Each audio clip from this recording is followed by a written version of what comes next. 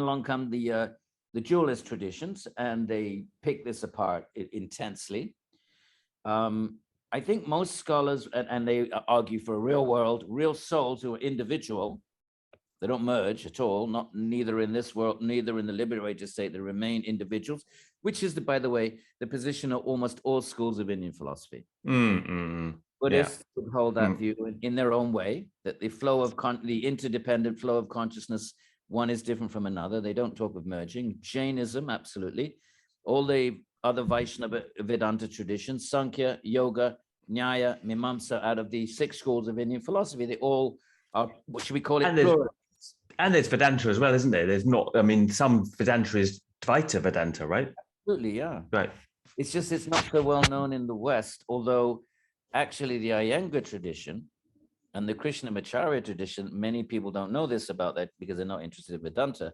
That's completely anti-Shankara. Those positions, Ramanuja, if you look at the founder of that lineage, you look at his Vedanta Sutra, it's about English translation, 500 pages or so, 100 pages before he even starts 111, first chapter, first section, first verse, 100 pages, anti-Advaita, pointing out the defects and the philosophical problems of the Advaita position.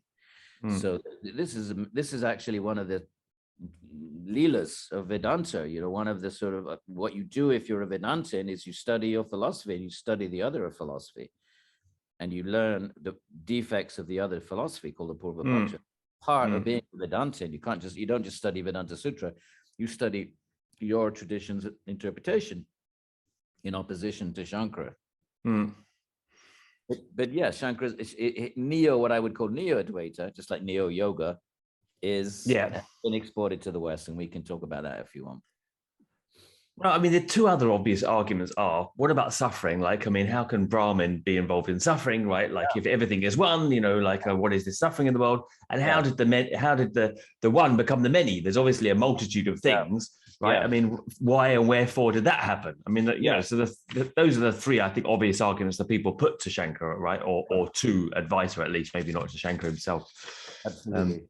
And of course, Shankara will just say, ultimately would say it's ultimately unreal, which is, if you have to decide whether that's a satisfactory argument. Bit of a cop-out, isn't it? If your lower back is really killing you, you know. Seems real. Suffering seems real. I mean, also that kind of argument, which I've heard put to people, is like, well, it's not, your suffering isn't really real. It doesn't really wash it with people that are ostensibly suffering, right? You know. Well, I mean, you know, you can put it this way: Shankara's opponents find his philosophy utterly incoherent. Really? Absolutely. And they put it. They actually say that. They say this is, you know, Ramanuja will say this is the babble of an immature mind. You know, they'll say things like that. Absolutely, yeah. And the most aggressive, polemically, is the person who even calls his philosophy Dvaita, right in your face, Dvaita. Ramanuja becomes the first one. He says, okay, Vishishta Dvaita. He keeps the Advaita. Right. Obviously, everything is God, but Vishishta, there's differences within that Advaita. There's God, and there's the world, and the souls, and they're real. A century later, Madhva comes. Big bloke, big son.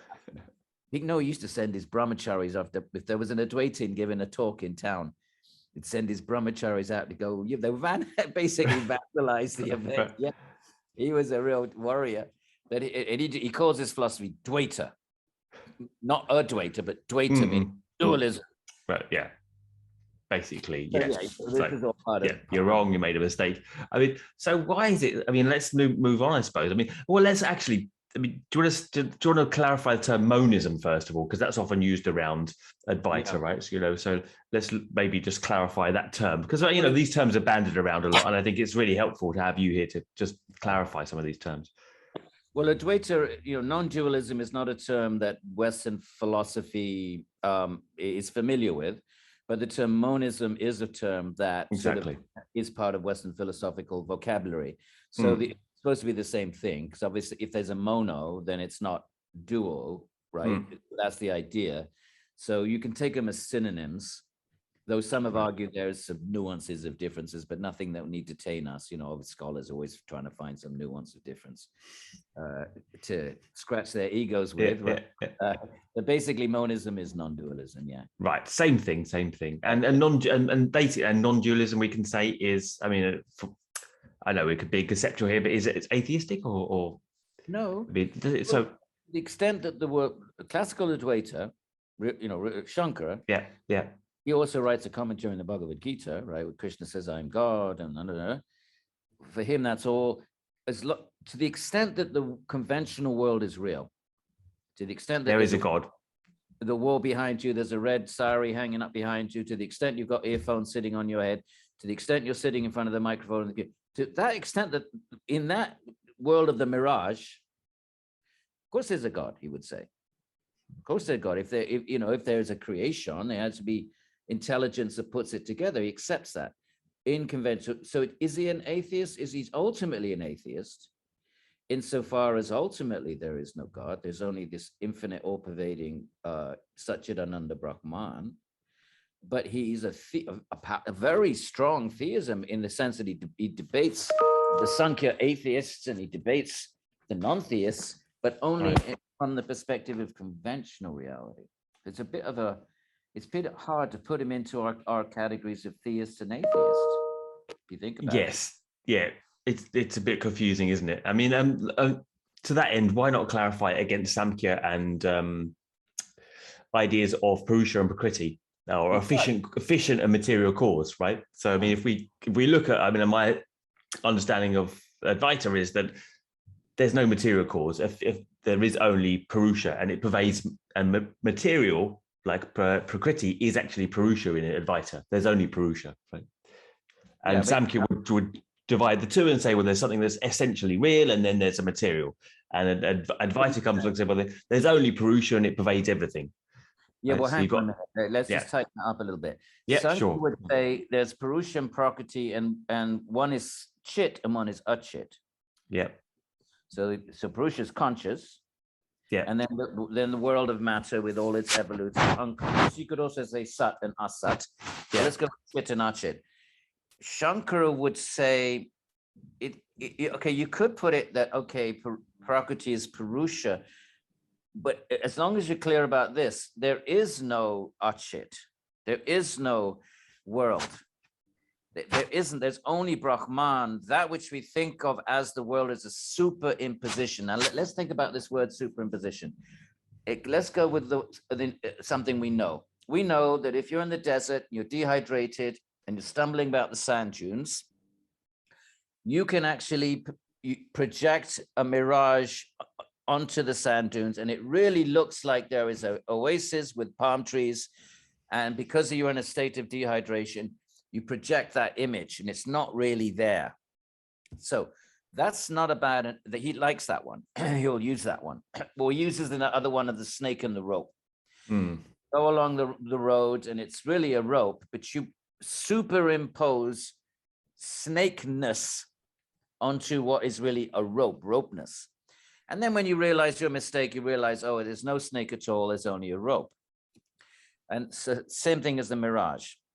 Now, within the mirage, okay, if you accept that there's a mirage, well, there's a palm tree, it's not an elephant, there's water, it's not a bloody, skyscraper. So there's a logic to the mirage, and he'll defend that. Oh yeah, if there is a creation, there's a creator, and the world is real, and he'll debate the Buddhists and the Sankhya people.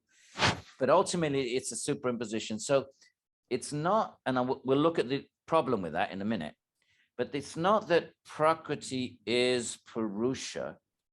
You could put it that way, as long as when you say that you mean, you meaning one means. Yeah. Actually, there is no Prakriti in the first place. There only ever was Purusha. Of course, he uses the term Brahman and Atman. Okay. Yeah, but he would use the term Brahman. There's only ever been Brahman. There only ever was desert dunes. There never was a mirage. Yeah. I suppose to clarify or get out of this little mistake that I fell down to, there's only chit. There's no achit. No achit at all. Yeah. It's only sat and chit, and then he adds ananda because of the Brihadaranyaka. Now Yeah. here's where Ramanuja would, like I said, 100 pages, right? So he'll take the let's go with the snake and the rope, because Shankara likes that. He says, all right, you project snakeness onto ropeness only because you have a mental imprint of a snake. Now you've misplaced it, fine, to be sure, but where did that original snake imprint come from? It could only have come from a real snake that you saw a day before yesterday. Now you made the mistake of projecting it today where it shouldn't be projected. There must have been a real snake somewhere that entered into your mind through your senses and implanted a samskara that it is then now in your mind that can be projected inappropriately. So therefore, if you say the world is a superimposition upon Brahman, where does the imprint of the world come from that it can be superimposed? We know where the imprint of a mirage comes from. We've seen palm trees, we've seen oases of water, and then we just inappropriately project it onto a sand dune. So that's another. So these kinds of arguments are pretty robust arguments. And we have a similar thing in empiricism in the Western tradition, right? If you can think of a pink unicorn, it must have some sense of reality somewhere. You know, whether real or in parts, you know, it has to come from somewhere, right? Absolutely. Yeah. They're starting to sound psychology. That's yoga psychology. The mind cannot conjure up anything unless it's got the bits and pieces of samskara. You can make a black flamingo, but you can't. You superimpose, but you can't make up anything completely unknown. But you know they change color anyway, don't you? It's the fish. They eat the fish and they go pink. They start off white. They start off white. Yeah, they're around here. We have loads of them around here, and they start off white in the winter, and then they eat loads of fish and they go pink. But in patches. They're never as pink as you see them in the, in the pictures. Yeah.